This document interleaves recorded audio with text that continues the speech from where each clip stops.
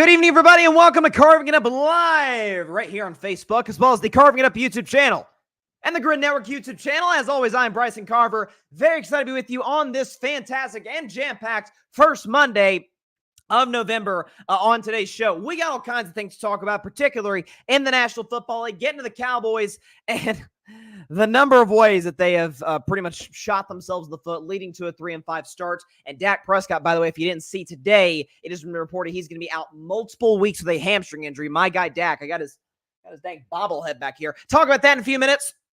Also get into the Detroit Lions. Listen, my NFC my NFC championship pick, I bought in this team for almost 2 years. I don't know how you couldn't like this team. And really my big takeaway watching that throughout in the last few games is it's time we acknowledge Dan Campbell as a top 5 coach in the league. Tell you exactly why later on today's show, why I am greatly concerned for different reasons, although maybe not as different as we initially thought on the Philadelphia Eagles, and despite their win over the Jaguars by the skin of their teeth over the Jaguars. Getting to that, while I was very impressed by Matt Stafford and the Rams getting a big-time win in Seattle yesterday, getting the W in overtime, and what was, along with Bills-Dolphins, maybe the game of the day in the NFL yesterday.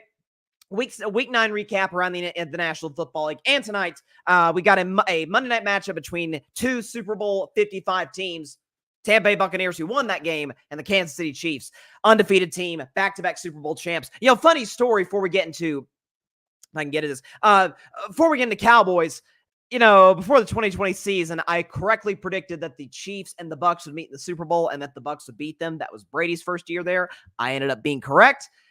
Chiefs-Lions feeling more inevitable by the day, but we'll get into that a little later on today's show. But first, we got to talk about them Cowboys. Once again, they never disappoint, at least unless you're a Cowboys fan. How about them Cowboys? Yeah! All right, Dallas Cowboys lose yesterday to the Atlanta Falcons. They lost by a final score of 27-21. Listen, I was wrong. I actually thought Dallas would win this game. I'm thinking, hey, they showed a pulse against San Francisco. Normally they get waxed by the Niners. I get San Francisco's beat up. Still, they don't match up well at all to San Francisco. I'm like, okay, they showed a pulse. Dak and CD got going late. Maybe, an Atlanta team that's riding high, that's got a questionable defense. This is a get-right game for Dallas. This is to get their season back on track. And that just didn't happen. Listen, it wasn't a humiliating game, but the fact of the matter is this: the Atlanta Falcons controlled that game from start to finish. There's no question about it. To Kirk Cousins, quickly on him, 19-24, 222 through the air, 3 touchdowns, no interceptions, QBR 0-158.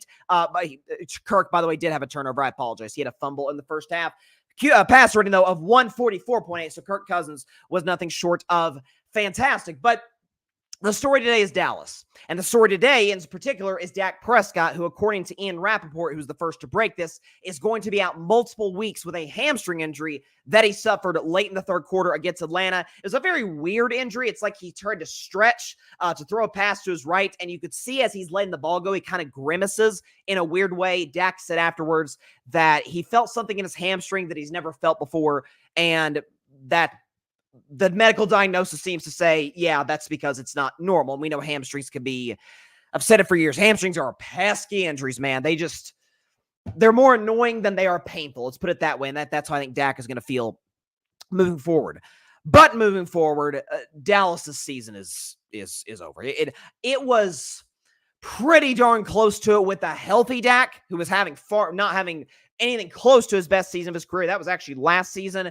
Dak was not playing great football. Now he's hurt. You weren't great with him. Now you're down to Cooper Rush, who, God bless him, did a solid job in 2022. No turnovers, relied heavily on Dallas's defense. Yeah, the problem is Dallas defense is objectively horrible this year. As a matter of fact, Dallas as a whole is not a good team. We could show you the numbers. Shout out to Alfred for making this graphic. Alfred Parser Jr., my man. Dallas, 20th in points per game, 14th in total yards per game, 19th in third down percentage. Second to last, talk about that defense, in opponent points per game, 27th in opponent total yards per game, and a negative 54-point differential. That ranks 24th in the National Football League. Dallas is done. And you look at the Cowboys' schedule moving forward, first of all, they might have been done with Dak. They got a home game against Philadelphia. Now, I may have very well picked them to beat Philadelphia because Dak historically has been phenomenal against the Eagles in his career. That said, after that, I get the Texans are struggling. Houston's still better than Dallas. I'm sorry. They just slip up against the Jets. Stroud's not playing well. They're still better than Dallas. Okay, at Washington, that kind of goes without saying. Thanksgiving against the Giants, you should win that. But then Cincinnati Bengals. I don't know. Joe Burrow looks like he's catching fire. At Carolina, I know they won, but come on. Tampa Bay's got more weapons than you do, even when they're beat up. At Philadelphia, home for Washington. So we're looking at right now, we're looking at about a 5 or 6 win season for the Dallas Cowboys. And it goes back to, it's so weird. Dallas 3-5, Dak goes down midseason. Who knows if the Dallas loses 3 or 4 straight and they're out of playoff contention, Dak's not playing the rest of the year. So Dak might have played his last game yesterday. But in a weird way, had Dallas approached their offseason, like grown-ups, this might not be the worst thing in the world. For 2 reasons, one or the other. Is that I said this offseason, Jerry Jones had one of 2 decisions to make. Either because that loss to Green Bay was unforgivable. It was disastrous. It was what just happened. We were the 2 seed. We had a straight line path to the NFC title game, and we get waxed at home by the 7 seed, youngest playoff team in a half century. What is going on after this great regular season? Dak was great. What do? Jerry Jones had one of 2 options. That would have been smart. Either he could have said, that's 3 straight playoff losses. Dak hasn't been amazing in any of them. McCarthy has left a lot to be desired, and we just gotten beat up a little bit by a more physical playoff opponent the last 3 years, in the Niners twice, in Green Bay. We've kind of hit our ceiling. Let's tear it down at the seams. Let's just start over. Jerry could have done that, and he would have been well within his right to do so.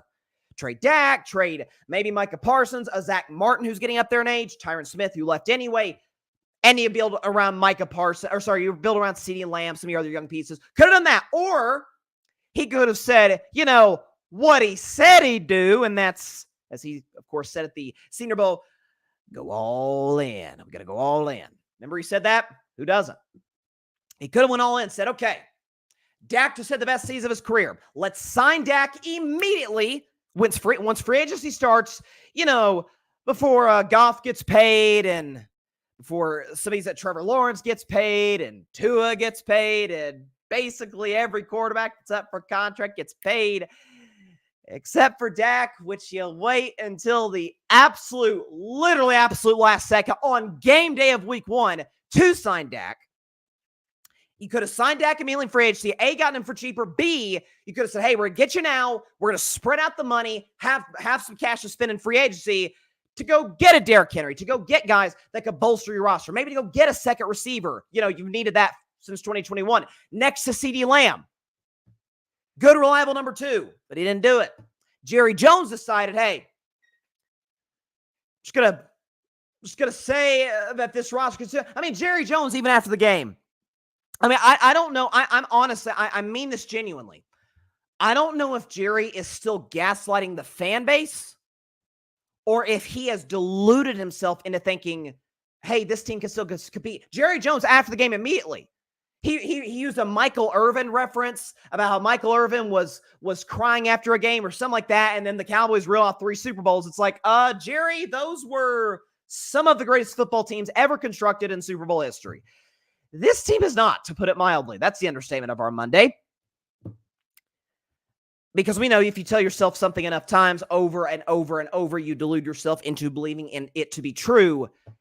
It's unforgivable what Jerry did in the offseason. Either you tear it down at the seams, and this is what goes back to my original point, is that this might not have been the end of the world for Dallas if they tore down the seams, because A, they would have been bad anyway, so they could just stockpile draft picks, or B, had you gone all in, A, you wouldn't be 3-5. B, a Dak Prescott injury isn't a death knell to your season, right? We know Cooper Rush is a capable backup if you give him pieces, if you give him a defense and a running game like he had in 2022.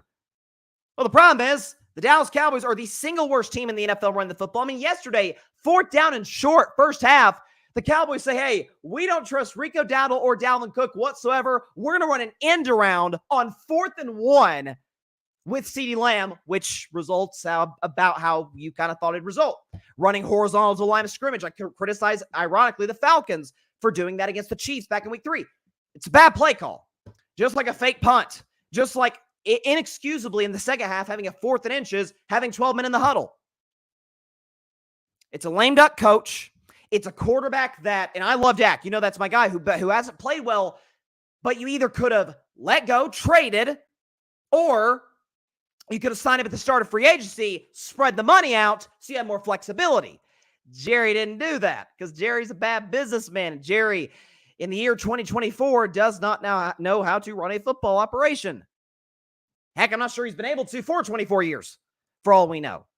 So this is, listen, I don't want to go all the way and say worst case scenario for Dallas.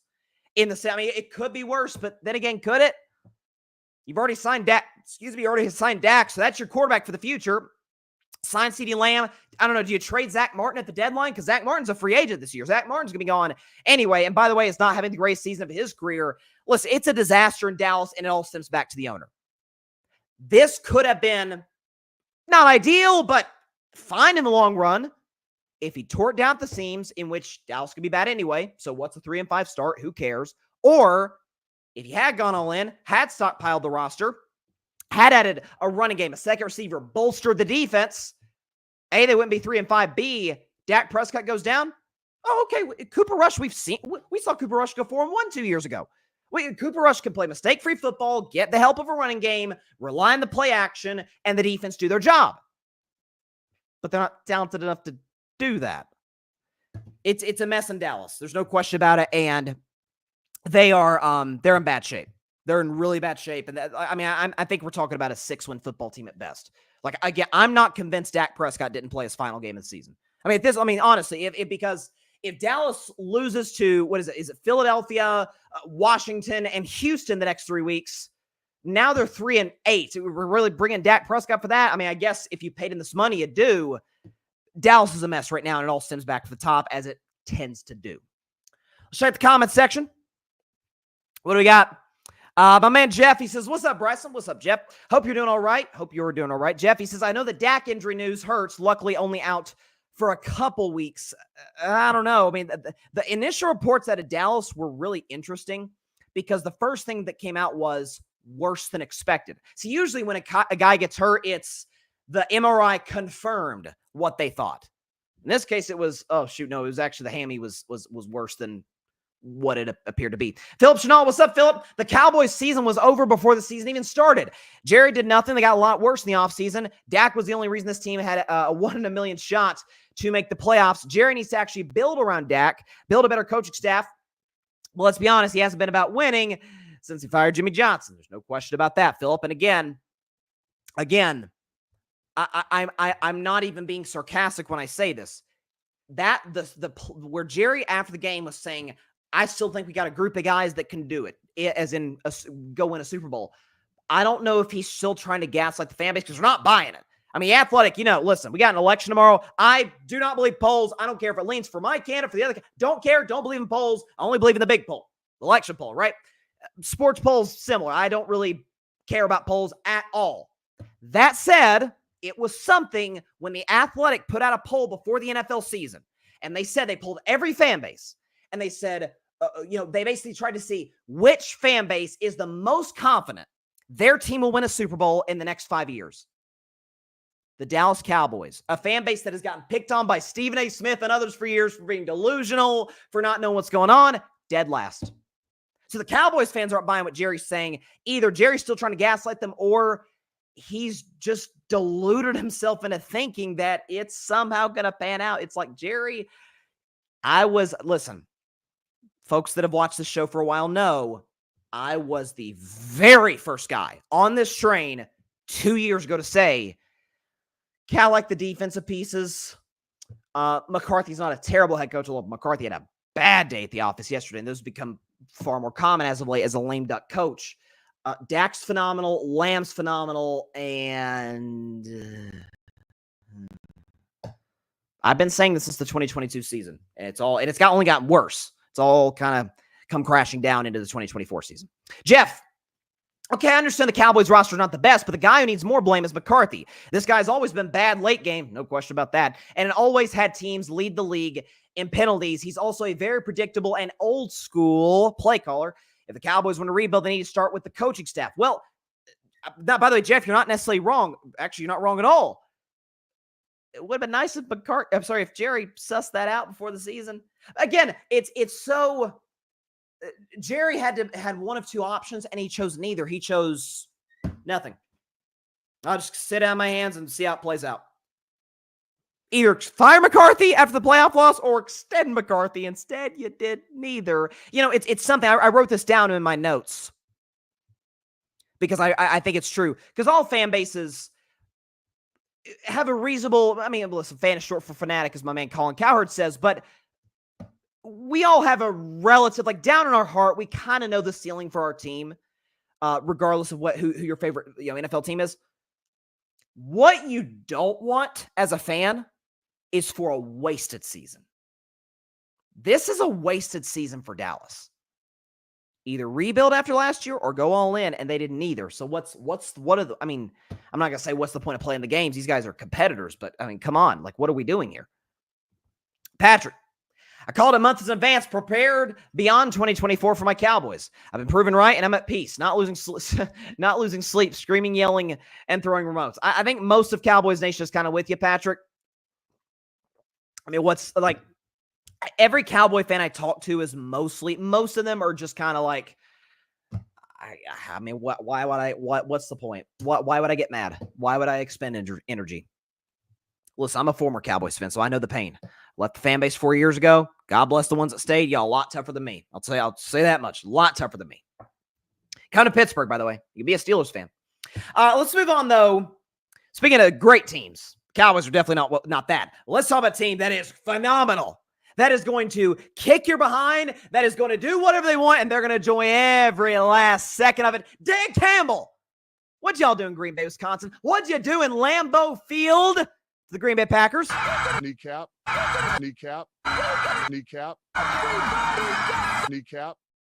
And everybody was getting kneecaps in Green Bay, Wisconsin. The Lions win 24-14. Final score is not indicative of how dominating a win that was for Detroit. It was 24-6. Packers got a garbage time touchdown, 2-point conversion with about 3 minutes left. Who cares? Listen, so I won't go over my whole thing about how I believe in the Lions in April of 2023, said they go to the NFC title game, even though I guess I'm basically doing that right now. But said before the year, this is clearly the best team in the NFC. They're going to go to the Super Bowl, play the Kansas City Chiefs. I'm feeling better about that pick by the day.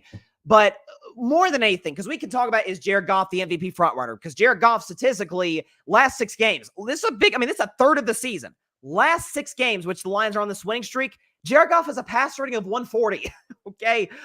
Jared Goff's playing insane football. Okay, the Lions' offensive line's unbelievable. The running game for Detroit, shocker, it was great. Dave Montgomery getting key yards. Jahmyr Gibbs with what I thought was kind of the dagger touchdown early in the second half on that 4th down, just bursting through the middle. And by the way, the Detroit Lions defense too. They lost the best player in the defense, and they've been fine. Aaron Glenn has done an amazing job as the defensive coordinator of this team. In between his foggy glasses and all, Aaron Glenn's doing his thing, and Ben Johnson, obviously, what else can we say about him? He's the best offensive coordinator in football, and it's not particularly close. But I want to talk about Dan Campbell, because oftentimes when I do talk about Dan Campbell, when I talk about Brad Holmes, the general manager of this Lions team, coming in from the Los Angeles Rams, I talk about how we know they built a culture. They took a dead franchise that really in their history never sniffed title contention other than a tiny portion of the great Barry Sanders career. That was about it. We know Dan Campbell sets a culture. I'm comfortable at this point saying it. Dan Campbell is one of the 5 best coaches in the NFL. He's one of the 5 best coaches in the NFL. I think he's up there. It's in no particular. I think Reed's the best coach in football. I think that's relatively agreed upon. Generally agreed upon. So Reed at number 1, and then argue the order from here.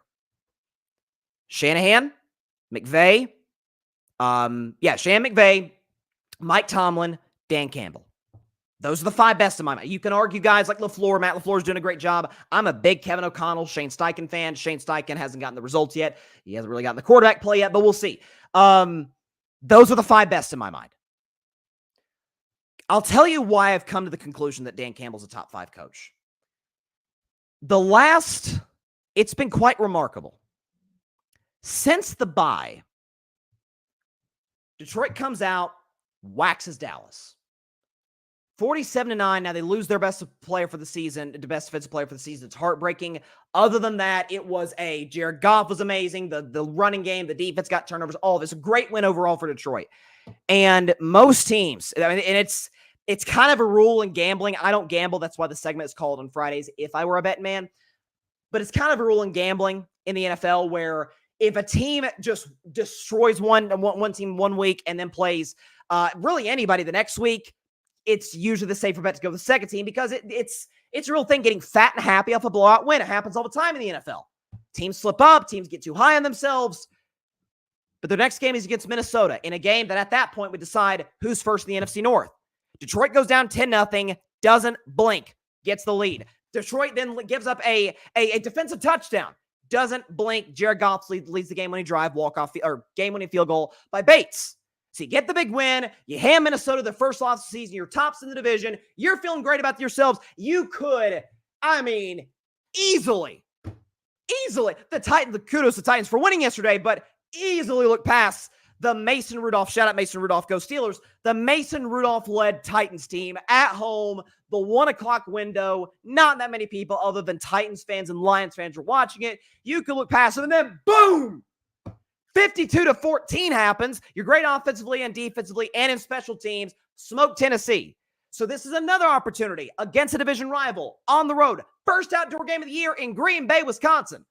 In weather that was, listen, I told my sister, who's a big Packers fan, and she's I think she's like in the next room or something, so she may hear this.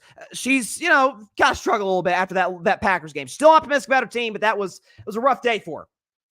But I told her watching it, when I saw the weather, I'm like, oh, Lord. I said, give me 25 degrees and freezing, but dry over 50 and raining.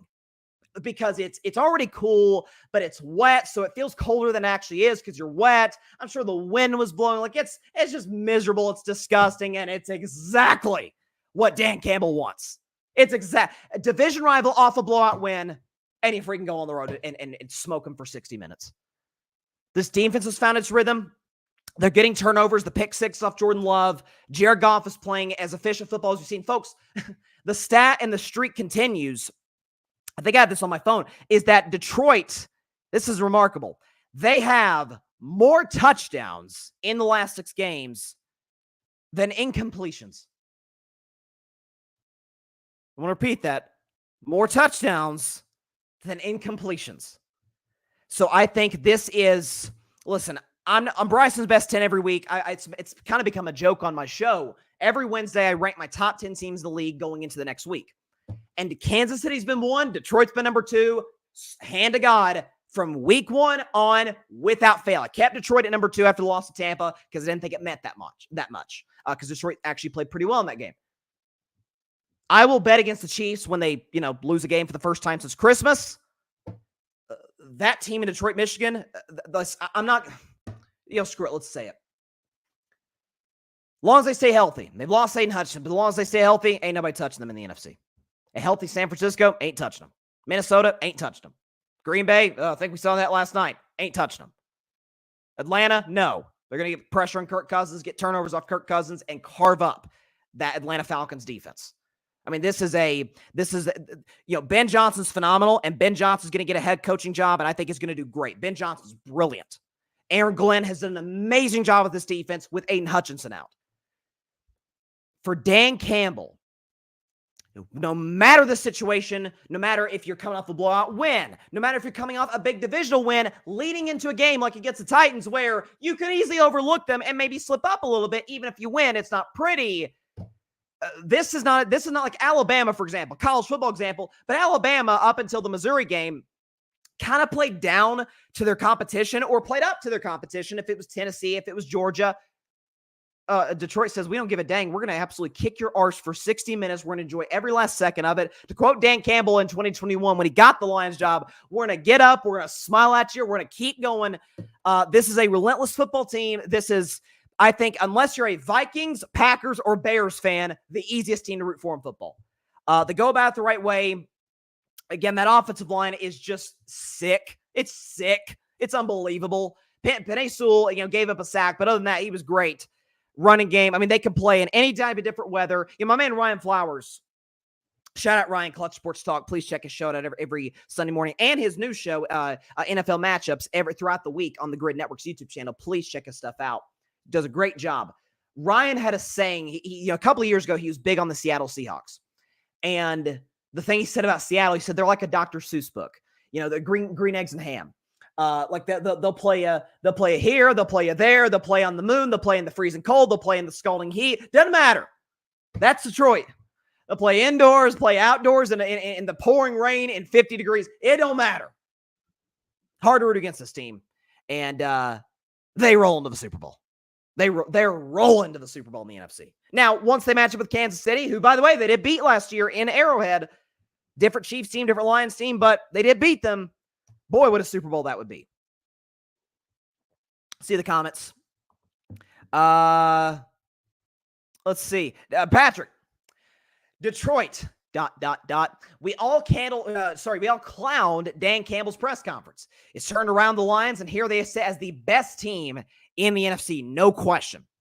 Jeff, Bryson, Dan Campbell has been awesome for the Lions, and my God, he must be fun to play with. But dude, late game situations, he has literally lost his team's games against the Cowboys last year.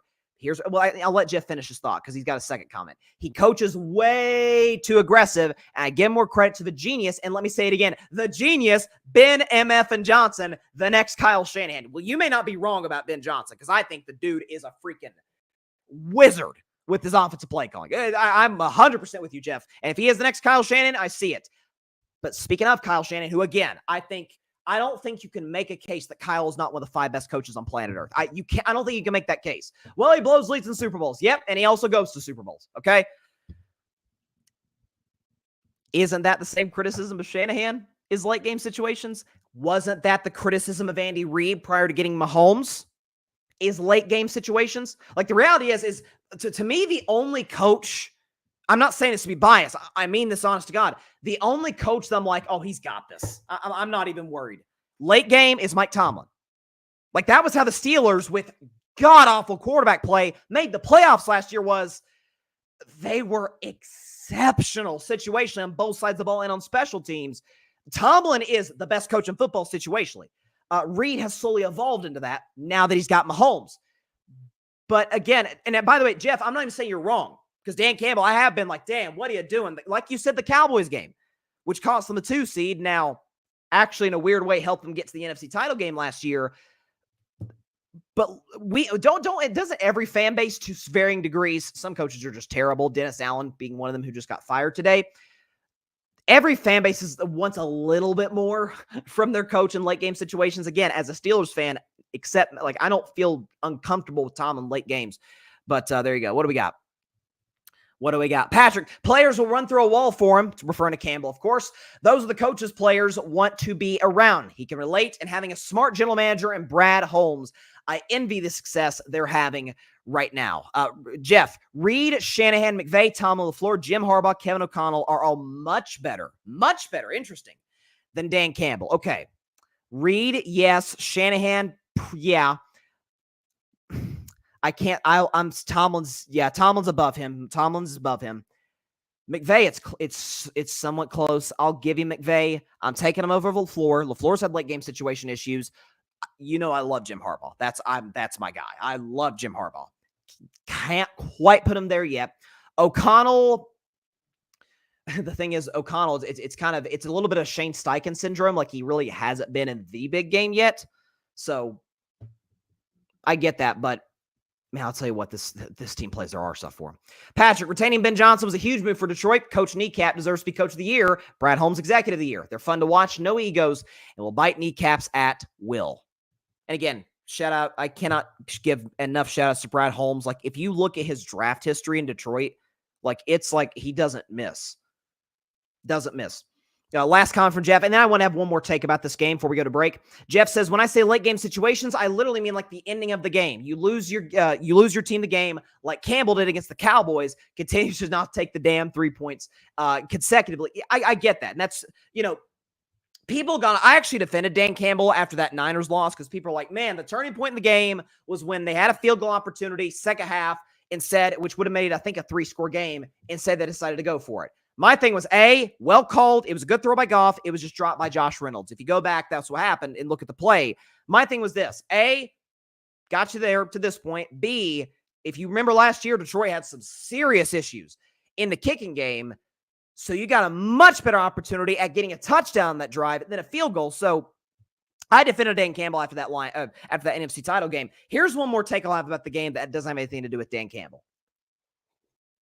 Because I actually talked about this on Twitter, but I'll say it again. I'll say it on the show today if I've never said it before. So second, I think it was it? Yeah, sorry, it was the second quarter. I almost said second half. Second quarter. Jordan Love throws a pass. I forget the receiver's name, number 80. Brian Branch out of Alabama, safety comes in, helmet to helmet, just blasts him. Thankfully, the receiver was okay. Branch gets thrown out of the Branch initially gets an unnecessary roughness penalty, helmet to helmet, and then after a little bit of a delay, I heard Kevin Burkhardt on Fox say, they just threw Brian Branch out of the game. That's like, what the heck just happened? So, again, we don't have the footage here, but I thought Tom Brady, who I thought called a great game yesterday, Brady's getting better by the week. I think Tom's doing a fantastic job on the Fox. But Tom pointed this out during the broadcast, and I actually agreed with him, is that it's so hard to prove intent on plays like that, in helmet-to-helmet plays. Like, was Brian Branch trying to hurt the guy? Or was he trying to, because got to remember, they said in the broadcast, Lambeau is the slickest field in the league.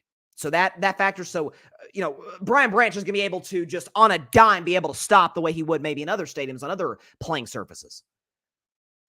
Hits the guy as he's got the ball, trying to dislodge it. They throw him out of the game, which Dean Blandino says they're allowed to do. Here's my take.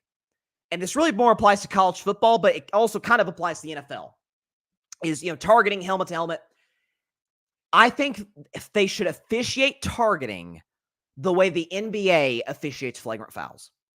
There should be a flagrant 1, and there should be a flagrant 2. 2 flagrant 1s are the equivalent of a flagrant 2. Is that I'm fine with targeting. By the way, not even fine. It should be a part of the rule book. Like, you want to keep these players safe. It's a violent sport. You got to protect these guys' health. No question. These guys' health. A flagrant 1, or let's call it targeting 1, should get you a 15-yard penalty, and a second targeting, you're thrown out of the game.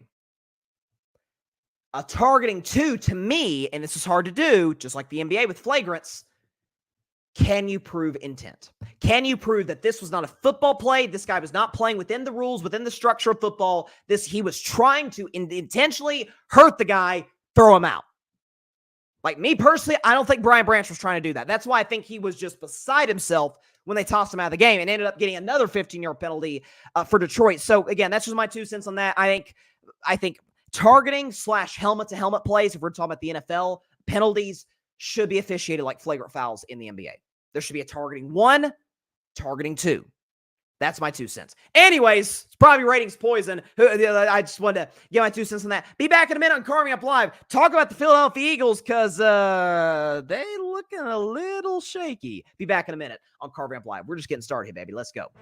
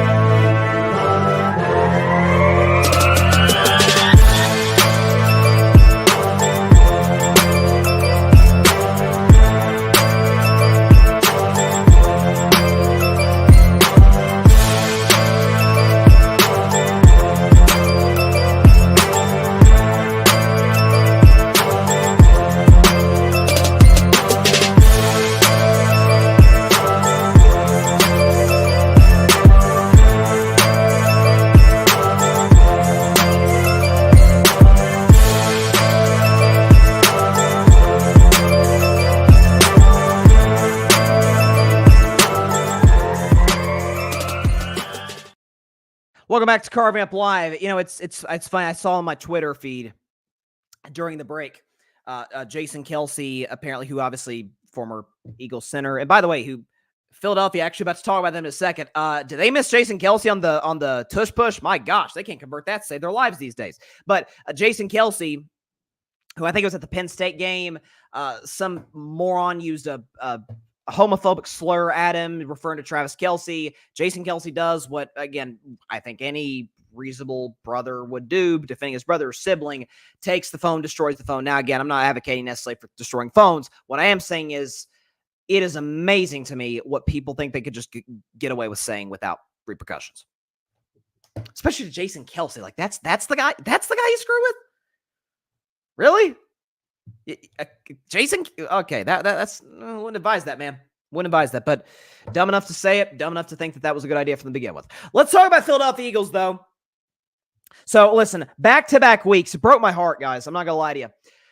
Back-to-back weeks, I picked the Jaguars for upset of the week. Back-to-back weeks, they A, cover, and B, come that close. That close. If not for Malik Willis with a great throw last week to help Green Bay win when Jordan Love got hurt. If not for my man Trevor Lawrence, who helped lead the comeback in the first place. Minute 40 to go, throws an interception. It's a brutal pick in the end zone to Nakobe Dean, who I actually loved out of Georgia, by the way, to end the game. That was just, as a Trevor guy, that just broke my soul watching it. Shout out to Trevor Lawrence. He's been playing much better the last few weeks, and I'm always going to back my man Trevor. No matter what anybody says, that's my guy, okay? But the story's Philadelphia. Because of those that didn't see the game, wasn't paying attention to the game, wasn't keeping up with the game, turn on their phones to whatever, an ESPN app, the NFL app, just Google it. They see, 28-23 Eagles. That was a close game. Yeah, it wasn't to start the game when the Philadelphia Eagles had a 22-zip lead. Listen, one thing that I will walk back on this Eagles team, because I didn't think they'd make the playoffs this year. I really didn't. I thought they'd go like 8 wins, 9 wins. I didn't like the coaching staff. More on that in a second. But one of the problems I had with the Eagles was, let's see, they have maybe one of the 3 worst defenses of football. Well, I can't say that this year. The numbers say they're top 10. Now, I don't think Philly's one of the 10 best defenses of football. They're darn sure not one of the 10 worst defenses of football. I think they're somewhere in between. They're kind of mediocre to me. But listen, I was ringing the alarm bell about Philly's defense last year, all season long. It came back to bite them in a major way. This year, they've been significantly better. So kudos to them. And not to mention, Jalen Hurts, who was a turnover machine from the middle of last season on to this year, last few weeks, he's just not turning the football over. And Saquon Barkley, with, by the way, Garrett Wilson, who has the catch of the year, may not even have the play of the week. Saquon Barkley hurdling guys backwards. I saw that on my phone. I'm like, oh my gosh, I've never seen this in my life. Saquon Barkley backwards hurdling guys. A.J. Brown, who did get hurt in the game. A.J. Brown do his thing. Devontae Smith was great. Jalen Hurts didn't turn the ball over. The defense got to... But of course, you know who leaves a lot to be desired with this Philadelphia Eagles team more often than not? It is the coach. It is Nick Sirianni. With Kellen Moore, of course, his little sidekick there. The play calling and situational awareness of this Eagles team, I said it I said it before the season, but in terms of what we have evidence of seeing, I said this back in week 2. I went on like this massive rant on my show about how the Eagles, we remember, into that game against Atlanta. It looks like Scott Van Pelt on ESPN is saying, we're going to interview like one of the Philadelphia Eagles after the game. It's like, oh, they've got this thing locked. All of a sudden, they run like a play action rollout to the right. Jalen Hurts hits Saquon Barkley, who drops it. My thing was, what are you doing? You just gave Atlanta free time. Won't go over that again. It was bad coaching that cost the Eagles in that game against the Falcons. Then it was bad coaching and terrible 4th down calls that nearly cost them against the Saints team. That was the first of their 7-game losing streak. Okay. Then they have a situation a few weeks later against the Cleveland Browns. They beat a Browns team at the time quarterbacked by Deshaun Watson by the skin of their teeth off a bye. And Nick Sirianni has the audacity to like go after the fans and say, hey, dude, you said you should fire me. Look what you just did. You just beat Cleveland. I mean, it was idiotic. Then 3 weeks later, against the Jaguars team, they're way better than. They're down 22-0. They get stopped twice on a 4th and short. And then the next 4th and short, they say, hey, you know what? It's 4th and that much. You know what we should do? We should go play action and have Jalen Hurts roll to the right, where the Jacksonville Jaguars defense is already there. That's not good coaching. Listen, this is Philadelphia they're 6-2. They're almost certainly going to make the playoffs. I was probably wrong on that. And I was wrong on Philadelphia's defense, it appears. That ain't no championship team. And it has nothing to do with the roster. Notice the criticism I had of Philadelphia coming into the season. Few of them were roster related. They've got one of the most talented teams in football. Jalen Hurts, when he's playing clean football, when the deep ball is working, when he's using his legs, Jalen Hurts is a playmaker, man. A.J. Brown, I think, is one of the 5 best receivers in the sport. Devontae Smith, there's a case that Devontae Smith is the best number 2 receiver in the National Football League. Saquon Barkley has been unreal since getting Philadelphia backwards, hurdling over guys. The offensive line, even without Jason Kelce, not as good as it was, still pretty darn strong this season. The defense has gotten better. It's the coach I worry about. It's the fourth down calls by this guy, whether it's going for it, not going for it, the play calls when you do go for it, have been nothing short of abysmal. I mean, you think about the Saints go for it on 4th down when there was 20 seconds left, literally just kick the field goal. You would have kicked the field goal anyway had you gotten the 1st down. It is bad situational awareness. Again, it's funny. I was talking in the group chat. We have a group chat here at the Grid Network, so we're obviously, certainly during NFL Sundays, we're just going back and forth. And something I said, Patrick, who I don't know if he's in the comments still, but Patrick mentioned something about McCarthy, something about Madden, I can't remember. And it sparked something in my head. I heard Nick Wright say this years ago, and I 100% agree with him. In that, when somebody gets a head coaching job or is going in the process of their interview, part of their interview should be playing Madden in front of the owner and GM. Literally playing Madden and if they can get their tech people to rig the game to where it puts you in these situational, decisions, go for it, don't go for it, time management, final 5 minutes of the game, what do you do? Timeouts.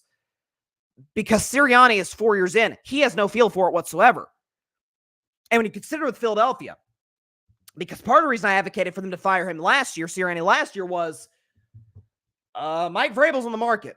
At the time, before he came back to Detroit, Ben Johnson was on the market. There were some great coaches. Harbaugh briefly was on the market. You look at this offseason of coaches, it is as strong as I can remember. Belichick, I'm not as high on as most are. We'll see. Belichick, my thing is, his staffs have been simply horrendous. We'll see if that changes with his next coaching destination. Mike Vrabel's on the market. Boy, would he not be a good fit in Philadelphia. Ben Johnson, smart, really innovative offensive coach. My gosh, he'd fit well in Philadelphia with Jalen Hurts. Look what he did with Shane Steichen. So, listen, there's going to be some really smart coaches in the market, and basically all of them are better than Sirianni. So this Eagles team, again, I'm not 100% certain they're going to be on Bryson's best 10 this week. They haven't been on all season long, and Eagles fans will get mad at me at whatever. The team is great. The coach is, I don't listen. I haven't bought Sirianni for a while, and this guy doesn't know what he's doing. I'm telling you, the 4th downs, guys. I mean, first of all, brotherly shove, tush push, whatever you call it, it doesn't work. I saw a stat today this is crazy.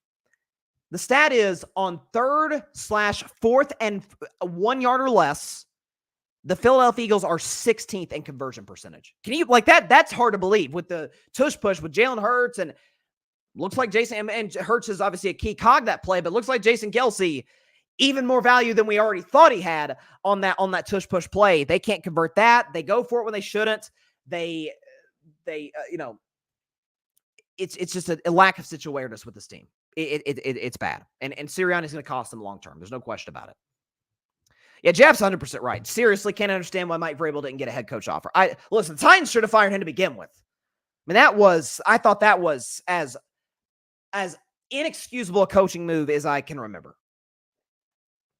Mike Vrabel, in a way, was like a less caffeinated Dan Campbell for Tennessee, in the sense that he always, sort of, i.e. Mike Tomlin, man, even when Tennessee didn't have a ton of talent, that guy got the absolute squeeze, every juice out of that orange that he could get out of the Tennessee Titans, even when Ryan Tannehill was beat up and Derrick Henry would miss games. I'm with you, Jeff. I could not believe that he didn't get a head coaching job.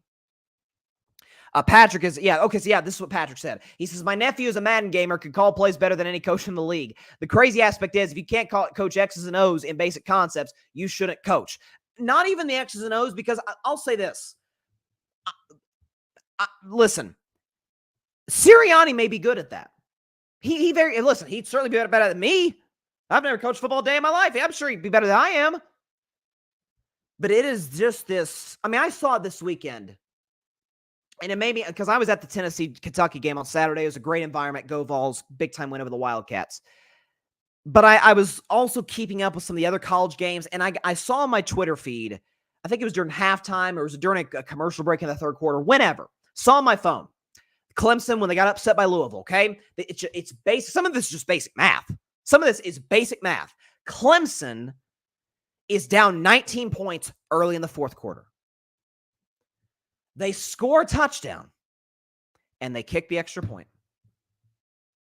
It's like basic math. If you're down 19 and you score a touchdown, you go for 2. Because if you get it, you're down 11. What is 11 add up to? Well, let's see. We can get another touchdown with another 2-point conversion and a field goal, tie game. Instead, you got to score twice and stop the other team twice. It's, again, some of this is just basic mathematics. Like, it's knowing ahead of time, what are we going to do if we score? I mean, I remember Jeremy Pruitt. Boy, these were not the days as a Tennessee fan. Jeremy Pruitt, prior to Josh Heupel arriving in Knoxville, was terrible at this stuff. It's just like, guys, like, know ahead of time what is going on. Yeah. Patrick, if you rely too much on analytics, then you shouldn't be coaching. It's common sense. And if you're heavily focused on analytics, there's not a remote chance a coach should be on the sideline. See, I disagree with that, Patrick, because the thing is, like, some of these decisions Sirianni make go flatly in the face of analytics. Like, the Saints one comes to mind, right? Eagles fans will remember this. It's a fourth down. I think it was 4th and 1, 4th and 2, 20 seconds or less left in the game. Eagles are in field goal range. It would have been about a 45-yard attempt, something like that. And they got a great kicker in Philadelphia. They go for it. Okay, I'm sure the analytics would back me up on this. Okay, even if you get the first down, let's see, you got 10 seconds. Okay, so you get one throw of the end zone, as opposed to just go and kick the field goal and get the 3 points. So my thing is, I've said this my whole life on Carving Up Live. It's 2024. You have to use analytics. You have to.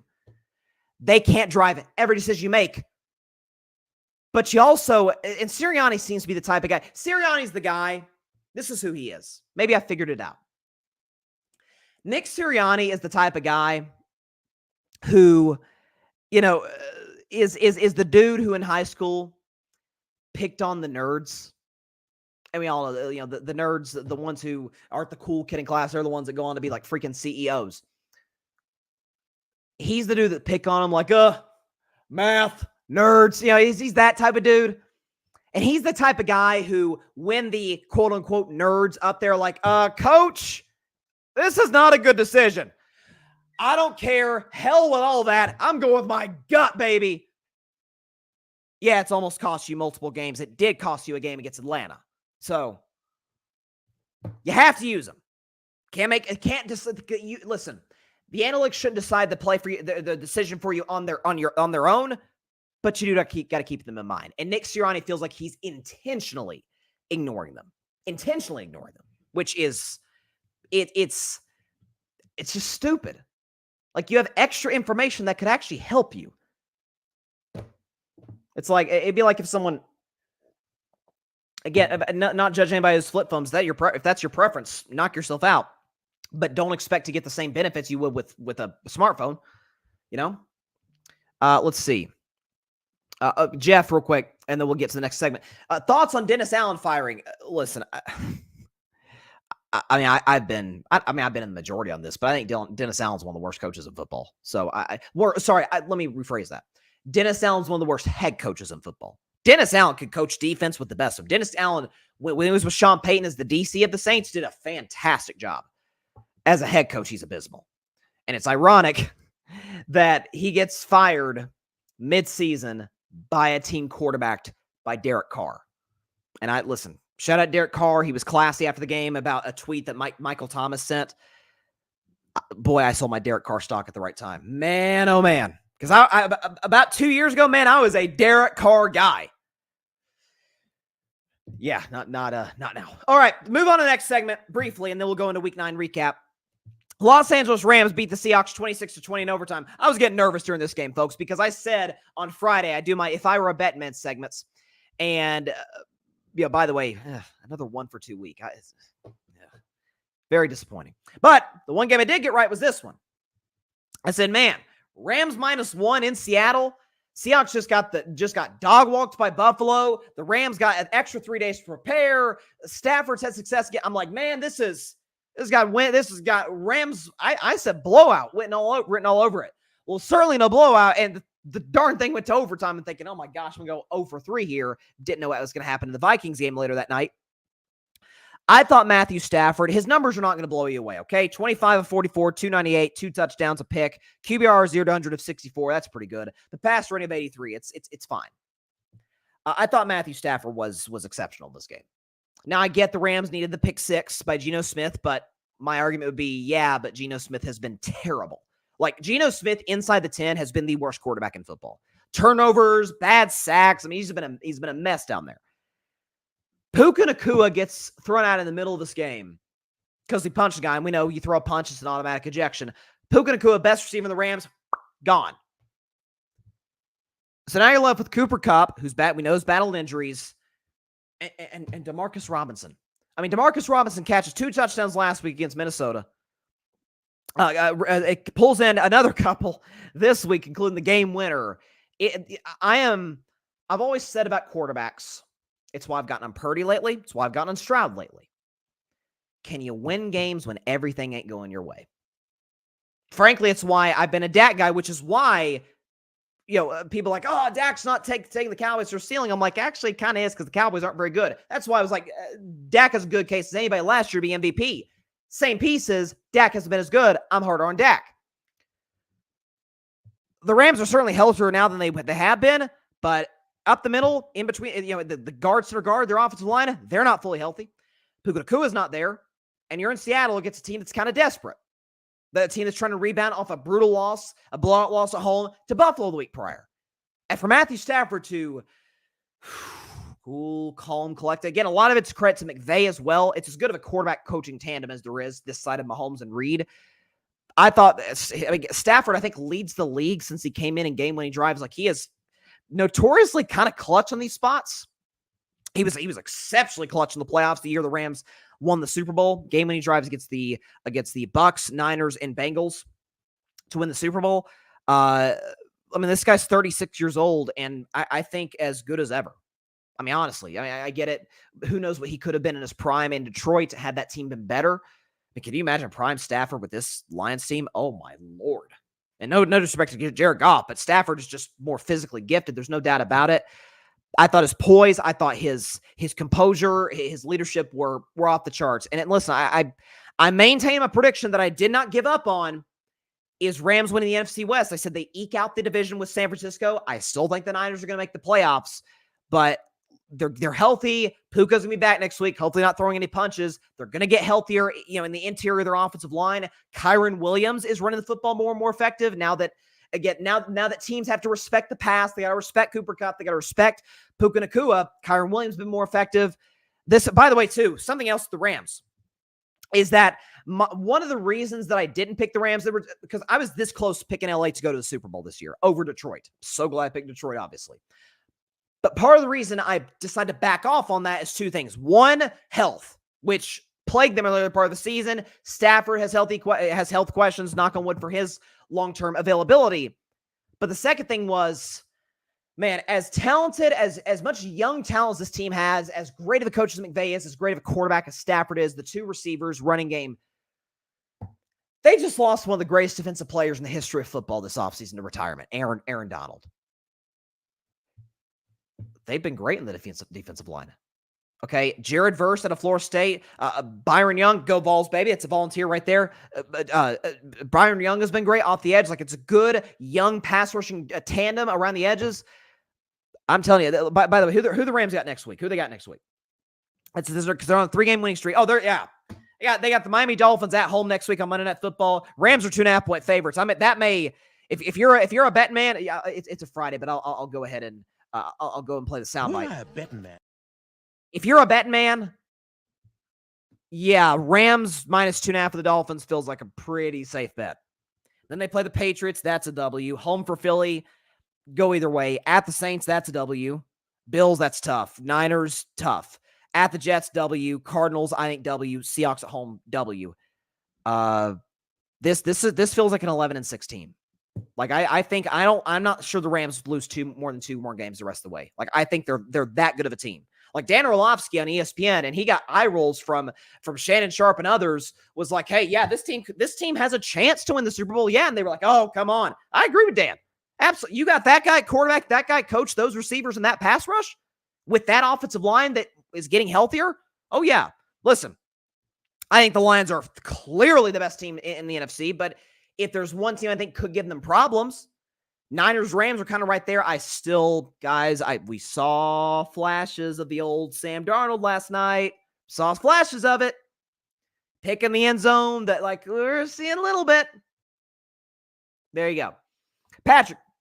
Yeah, you're talking about the coaching. A prime example, Dallas ran a very predictable jet sweep to CD, and Atlanta sniffed out. When coaches don't evolve to the modern NFL, what used to be cool is outdated, and that is the problem, as Jeff said earlier in the comments about Mike McCarthy. Jeff, OMG, what a game! And the Seahawks lost. Yes, Stafford. Even though you with the Rams, I love you. One of the most clutch quarterbacks I've ever seen. No, dude, like.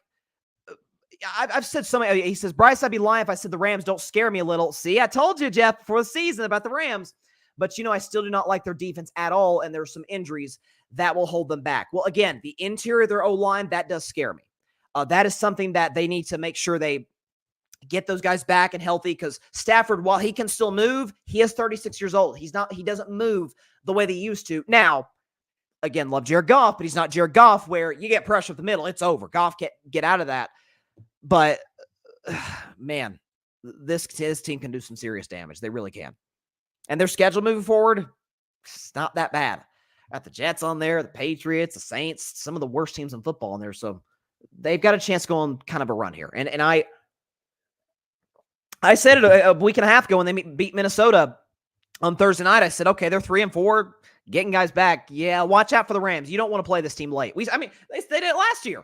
They were 3-6 last year. Looked like they were on the way to 6-7 wins. All of a sudden, they reel off 7 of 8 and make the playoffs and almost beat Detroit. I'll tell you, if you're a Lions fan, now Detroit plays the Niners, I think, in week 17, so that'll be a huge game down the road. But if you're a Lions fan watching this, which team scares you the most in the NFC? You could argue Minnesota because divisional familiarity. I get that. I'm going to die on this hill. And if I'm wrong, then I'm the last one off the train on this. Or on the train, whichever analogy you want to use. I don't trust Darnold late. You saw the flashes against the Colts, man. I can't buy into it. And I love Darnold out of USC. Loved him. And I don't think Darnold's as bad as what he showed with the Jets. Jets make everybody look bad. Who knows? Maybe Cayenne Peppers maybe Darnold should have had Cayenne Peppers. Maybe that would have done it. Jeff, Stafford may not be able to move well, but man, he's kind of hard to bring down and can avoid sacks somehow. Yeah, he's nifty. He moves well in the pocket. It's a little bit like Tom Brady. People are like, oh, Tom Brady's just like a statue. You watch Tom Brady in his prime. Tom can move. Tom wasn't going to take off on you like Vic or something, or Steve Young or Lamar Jackson, but Tom was kind of shifty. He moved. Tom Brady probably had the greatest feel for the pocket of any quarterback in history. He knew when the pressure was coming on his left. Obviously, he could see on his eyesight, the right side. He could just move, shift, and maneuver. Yeah, Tom could move. I always said that throughout Tom Brady's career. That guy could really, really move in and out of the pocket. So shout out to Tom Brady. All right, couple segments left. Let's do our Week 9 recap. Then we'll predict Kansas City Chiefs and Tampa Bay Buccaneers. First of all, listen, if Rams-Seahawks wasn't the game of the day, Dolphins-Bills was. That was a fantastic matchup. I thought Buffalo would cover barely, but kudos to Miami. It's a divisional game. They're fighting their butts off. Tua was really good in this game. Had a pass rating of 124, a couple of touchdowns, no turnovers. He was great. But late penalty by a former Buffalo Bill, Jordan Poyer, which cost Miami in the end, got Buffalo near field goal range. And Bass hits a bomb field goal to win the game for the Bills, 30-27. Listen, I said coming into this year, by the way, we'll get to the Chargers later. They were my preseason pick to go the AFC title game. Still holding to that. Still think that's going to happen. This was not a popular take in May, June, July, August, but I had it. I said, this is the Bills' best chance to beat Kansas City. I said it throughout, and certainly in the early part of the season, I'm like, guys, this Bills team's better than last year and the year before. They're more balanced. They're not as Josh Allen reliant. This, again, yesterday notwithstanding, really good defense. Again, Sean McDermott has his flaws. He does. I don't trust Sean McDermott in late game situations. Defensively, he has them ready to go. Josh Allen, we know who he is. Keon Coleman, no Amari Cooper yesterday, and he still dropped 30. The Bills' running game is still solid. So I like this. I had the Bills at like number 7, I think 2 weeks ago in Bryce's Best 10. I shot them up to 3rd. They're probably going to kind of hang around that area on Wednesday. They're a really talented team. Ravens against the Broncos. And that was, I listen, picked the Ravens to win, obviously, but I thought like 9.5, Denver's defense. Yeah, Denver's defense, it looks like they kind of feasted on bad teams like Carolina and others. Baltimore wins 41-10. Lamar Jackson was unreal, had a perfect passer rating. QBR 0-100 of 97, 3 touchdowns through the air. No turnovers in this game for Lamar Jackson. That's who the Ravens need to be. That's what I said throughout the week is the most concerning aspect in the loss to Cleveland is not just that they lost to Cleveland. It's a divisional game. Those are going to be close. It's the fact that they got away from what made them great. Because, I mean, the first couple games of the year against Kansas City and against the Raiders when they blew the double-digit lead to Vegas at home, they're a Derrick Henry, Lamar Jackson beats you at the run. Lamar Jackson throws 18 to 23 passes type of team. And I thought the fact that Derrick Henry, how does Derrick Henry get 11 carries against Cleveland on the last Sunday? And then 2 days later, didn't fault them for it. I just said, I'm not sure what they're attempting to accomplish in trading for Deontay Johnson. Yes, it bolsters the receiving core. Yes, it's a great number 2 to have opposite Zay Flowers and Mark Andrews as a great safety valve, as they are likely. But are they trying to be a passing team now? Because wasn't that kind of the narrative out of the Chiefs game? Is that what cost them? And the Chiefs just kind of let them self-destruct. They got out of what made them great. Only 7 carries in that game against Kansas City in the title game with running backs. That's who they want to be. And by the way, Deontay Johnson can still be a valuable part. So can Flowers and Andrews and all these guys. But Derrick Henry, 23 for $106, 2 touchdowns. That's what they need to be. So there you go. Now, to get out of it, I'm not mad as a Steelers fan. Chargers beating the Browns. I'm definitely not mad at that as a Steelers fan. Browns getting waxed. I said Jameis threw a lot of near interceptions last week. They were going to come back to bite him this week. 3 picks later, there you go. But Justin Herbert, folks, listen, the Chargers haven't exactly been on Monday night. Well, they were on Monday Night Football, but that was on like ESPN Plus, so not that many people saw it. The last 2 weeks, Justin Herbert has been insane.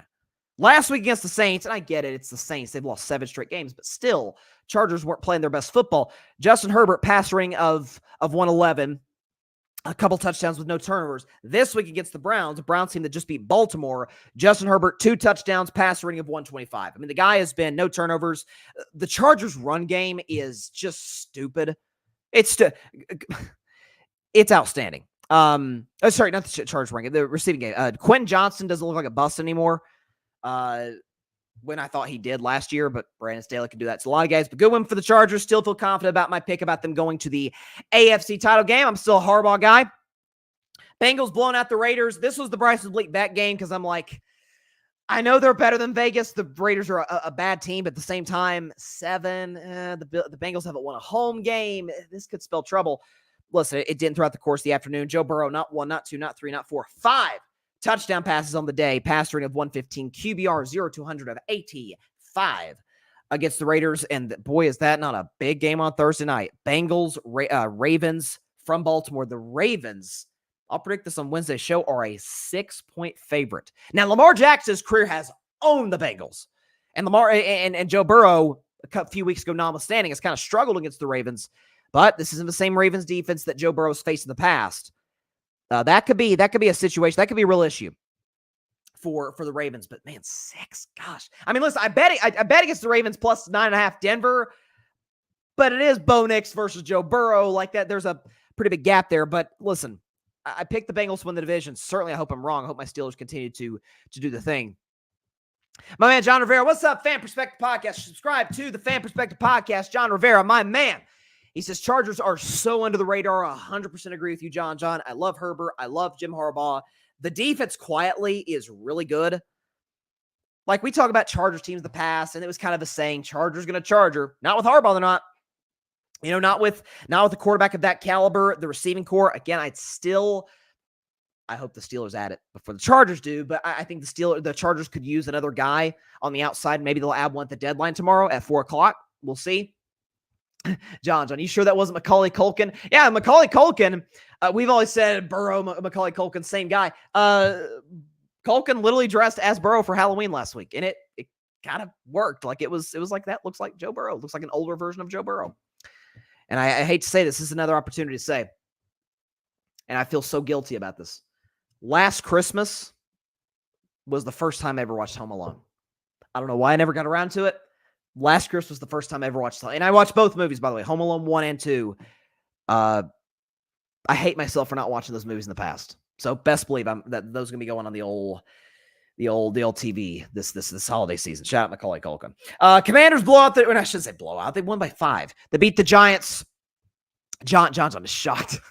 John's shocked by that. Yeah, that I know. Listen, I hate to admit it, but hey, we all have. Everybody's got a movie in their life that they haven't seen, and people are like, how have you not seen that movie? That's Home Alone is that for me, which I did see it last year. Loved had a blast. It was great. Can't wait to watch it again this year. Commanders beat the Giants 27-22. Jaden Daniels continued to do his thing. Couple touchdowns passing. Had to 35 yards rushing. QBR 0 to 100 of 96. And a pass rating of 128. Daniel Jones was actually pretty good in this game. Pass rating of 119. Daniel Jones' first touchdown, by the way, at MetLife Stadium in 2 years. Coming to this game, Saquon Barkley, who's an Eagle now, had more touchdowns at MetLife than Daniel Jones did. But this Commanders team, man, I'll tell you what, I still don't love the defense. It's not Dan Quinn problem. I think it's a personnel problem. I don't know. Maybe I'll have Parnell back on the show. He's a big Commanders fan to talk about it. But, man, Jaden's good. Jaden's so good. He really is. I know that's not a lot of analysis, but he is. Patriots-Titans was kind of a fun, terrible game. So it goes to overtime. Drake May, last play of regulation, runs that puppy in to tie the game. Tennessee goes down, gets a field goal. Drake May throws a pick into double coverage to end it. Listen, I get New England's 2-7. I understand. This kid, it looks, again, he had a couple picks, but got to keep in mind, A, he's rookie, B, what he's working with. New England may have something here. If he can get again, is Jerome Mayo the right guy? I hope he is because he's a Tennessee guy, so I'm always going to pull for him. Does he have the right coaching staff around him? I know for a fact he doesn't have the right talent around him. Tennessee, they won. Okay, cool. I think the main story, though, is Drake May did all he could, balled out, trying to keep the Patriots this game. They lost in overtime. Cardinals blow out the Bears. I was kicking myself watching this game because I went back and forth about who to pick. Like at the last second, I said, I'll go Bears. You know, it's a bounce back opportunity. I should have factored in the fact that this team's turned on their coach. Straight up, they have turned on Matt Eberflus, and I don't blame him. Last play of the half. This is unacceptable, folks. Last play of the first half for Arizona, okay? They're at their own 47-yard line, 4 seconds left. They run a draw. Guy for the Cardinals, Amari DeMarcado, takes it to the house. 53. 4 seconds left. Not a Hail Mary. 4 seconds left in your own territory, and you give up a 53-yard rush for a touchdown to put the Cardinals up 21-9. Unacceptable coaching. Caleb Williams gets beat up in this game. A lot of guys, it's Caleb, who was all chill after the game. Like he wasn't, people act like Caleb was this just diva and was disastrous to the media. Caleb, I think, has been great with the media. I wish people would get off his back for that. But you're hearing the writing's on the wall with Eberflus in Chicago, with Caleb, with other players in that team. Like, they're just not buying what he's selling. I think the Hail Mary against Washington was kind of the breaking point, because prior to that, they had run a goal line play with a backup guard, like a center or whoever it was. Like, it's just, they look disorganized. They're not well coached. Like, the Chicago's going to be on the bench Johnson sweepstakes. Like, that's like, coaching is so much about fit. Like Mike Vrabel, the Philadelphia Eagles are so talented. They just need not even hard coaching as much as they need just structure. which I guess includes hard coaching. Vrabel is a perfect fit in Philadelphia. Ben Johnson's a perfect fit in Chicago. Like Caleb, we see the talent. It's there. Just needs a guy to be able to kind of rein him in, put him in position to be successful. They got the weapons. I don't love their offensive line. They need to address that in this year's draft. But the defense is great. By and large, the season it has been. But even the defense looks like it's kind of tuned out their coach. Talked about Jaguars, Eagles, Lions, Packers, Rams, Seahawks. Vikings beat the Colts 21-13 last night. I know everybody's like, that's what you get for playing Joe Flacco over Anthony Richardson. Problem is, I don't think Anthony Richardson would have went 16-27. I ain't gonna act like Joe Flacco was balling out yesterday because he definitely was not doing that. And the Vikings defense looks to be back after a rough couple of game stretch in their 2-game losing streak.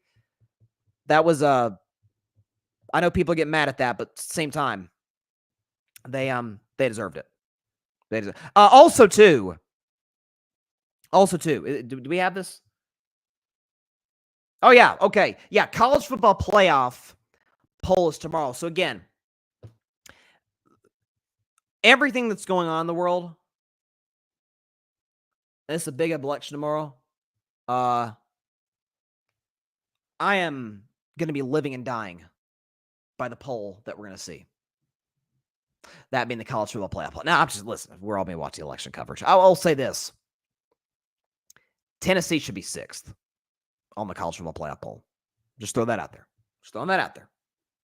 It didn't look pretty against Kentucky, but did you see A&M against South Carolina? Did you see Clemson against Louisville? Did you see Iowa State? I mean, Tennessee, the only upset was to Arkansas. It wasn't great, but every other game, they got the job done. What can I say?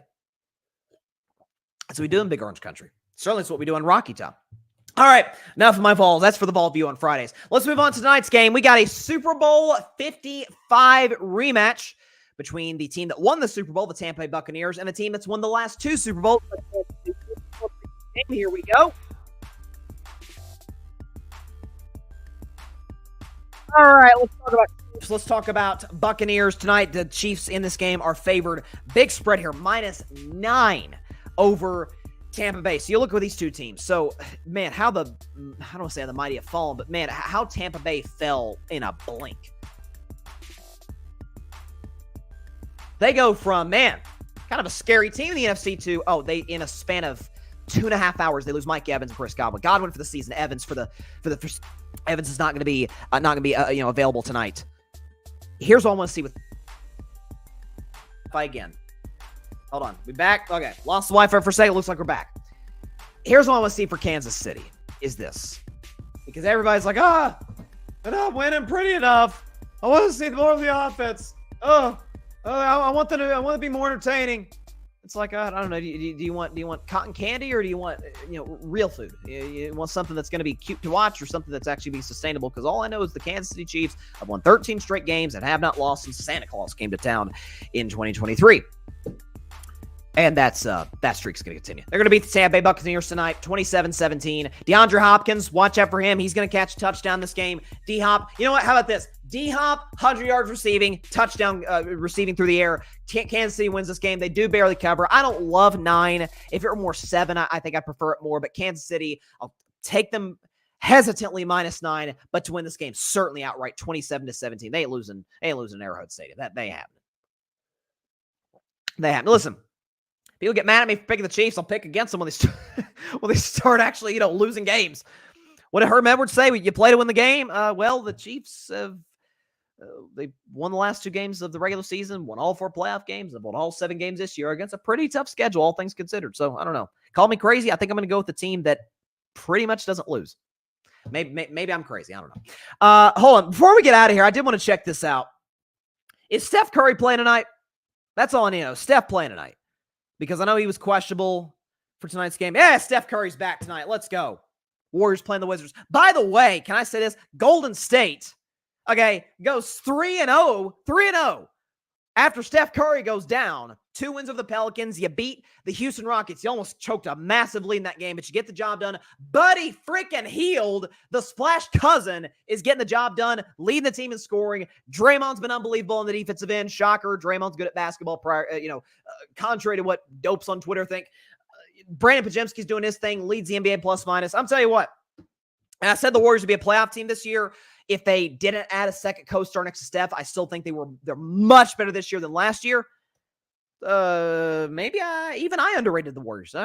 Maybe listen, get the fourth best player on planet Earth with the deepest team in the league.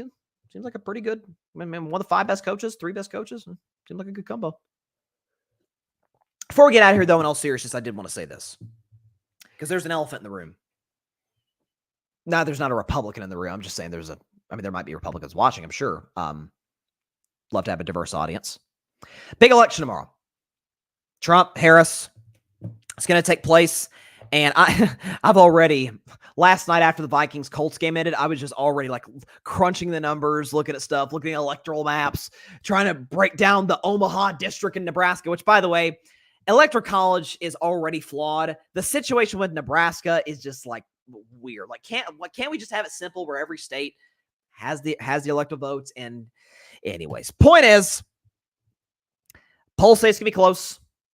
So one poll in Iowa, one pollster said that Iowa might go for Harris, which would be shocking, given how traditionally red that state has been. Here's what I'll say. Because the very good chance next time I see you guys that there will be a 47th president of the United States determined.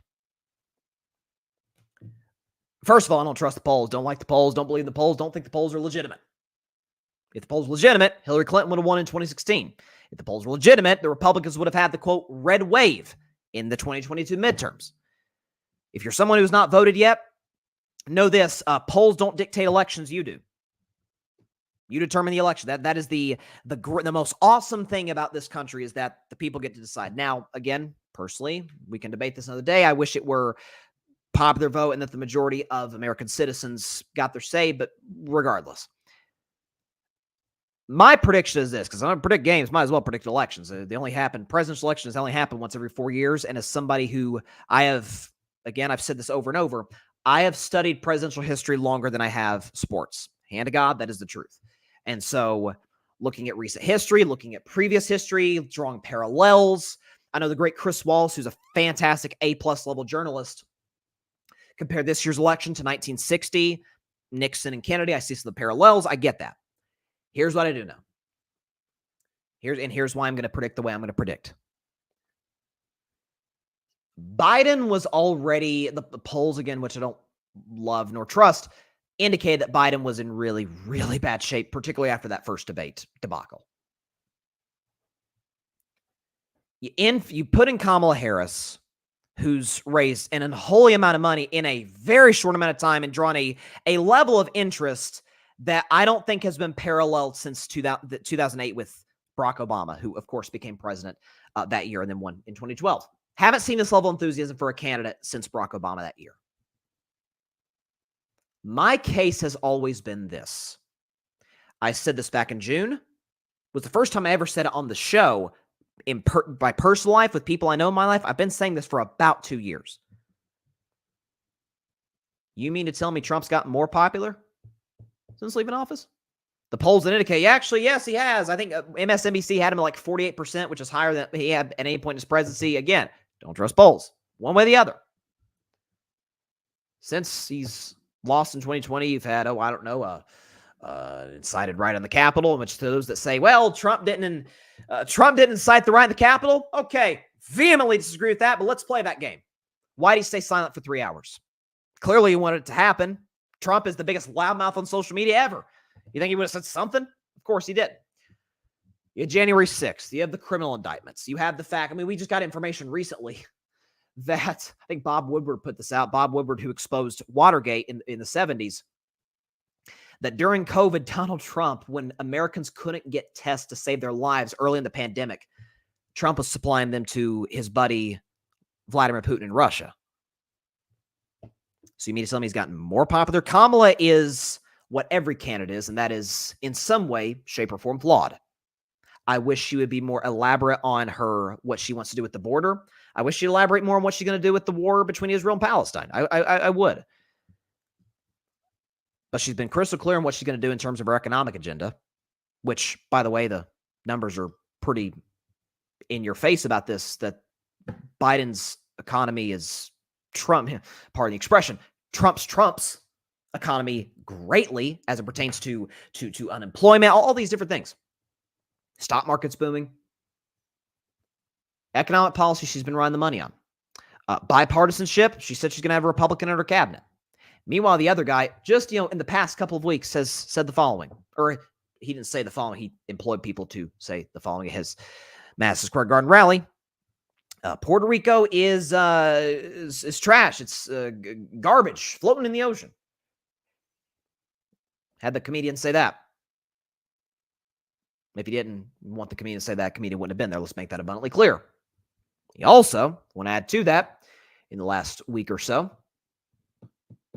has implied the idea of the press getting, as he calls them, the fake news, getting shot at his rallies.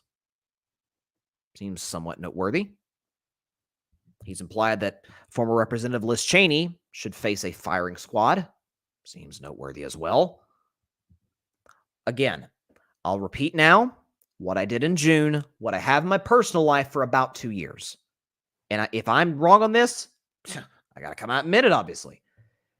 I think Donald Trump, I want to be abundantly clear when I say this, has a 0% chance to win this election. You're telling me he's won voters? I mean, the Nikki Haley demographic is a sizable one. That could turn the election one way or the other. The Republicans, the conservatives who wanted anybody but Trump, just don't like Trump, don't believe he's conservative, which he's not. Who are they going to go to? And every time a media member, a Fox News member say, hey, what do you think about Nikki Haley voters? And he proceeds to talk about how badly he beat Nikki Haley. He has no filter. He has no attention span. I've studied presidential history my entire life. He's far and away the least qualified, the most unfit individual to serve in that office, that high, mighty office, as any human being in American history that has served in it. So with that said, if you couldn't guess by now, I think Kamala's going to win this sucker. I think she's going. I think in doing so, let me go and put this out there now. See if I end up being right about this. Assuming both candidates take the states they should take, she wins Michigan, Wisconsin, Pennsylvania. Done. She wins the election. That gets her to 270. Georgia, North Carolina, Nevada, Arizona, irrelevant. There's other paths you can have to win. That's the clearest. And by the way, those 3 states have voted in unison since 1992. D or R, red or blue. So if you watch CNN or Fox or any network, MSNBC, and it says Michigan or Wisconsin's been called for Kamala Harris, probably a pretty good indicator she's going to win the other 2. So, and by the way, wouldn't be shocked if she were to win Iowa. I'm not predicting this. I'm saying don't be shocked if this happens. I'm not counting her out in Texas. I'm not saying she's going to win it. My gut tells me Trump does. All I'm saying is don't count Kamala Harris out in Texas. That's all I'm saying. So I think she's going to win this. For the record, I'm 2 for 2 in my life predicting elections. I said Trump would win in 16. Biden would win in 20. I think Kamala's going to win in 24. So there you go. That's my prediction. If there's a shocker, don't be shocked if it's Texas. Just going to throw that out there. All right. But all that said, still, get out there and vote. Vote your convictions. Vote for the future of this country. Do what you feel is best for the future. But there you go. So, again, good chance. And by the way, that's all the time we have for today's show. Appreciate everybody stopping by as always. Carving Up Live actually will not be live, but it will be on Wednesday. The show will not be live. I'm actually going to be somewhere else. So I'm going to pre-tape the show. Probably have election reaction, I imagine, along with Bryce's Best 10, the Chiefs game, all kinds of other stuff going around the world of sports. And then right now with the gigantic election, college football playoff poll, very, very excited about that. So stay tuned for that. Going to be a jam-packed show. Won't be live. Still be just as jam-packed as usual. Can't wait to talk about those things. Is that it? Oh, yeah. Be sure to like, share, comment, and please take 2 seconds every day. Hit that big red subscribe button down there.